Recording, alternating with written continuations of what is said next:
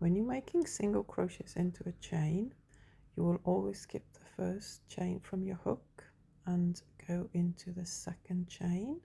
So put your hook through the second chain and then yarn around the hook and pull up a loop, and you've got 2 loops on your hook. Yarn around the hook again and pull through those 2, and that's your first single crochet made.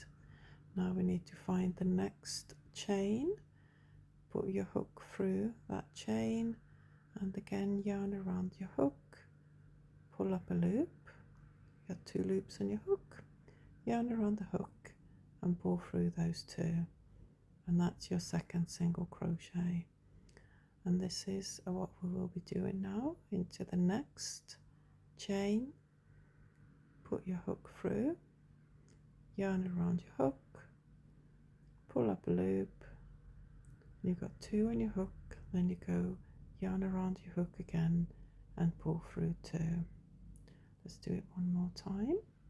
Into the next chain, put your hook, then get your yarn around your hook, pull up a loop and yarn around your hook again and pull through 2.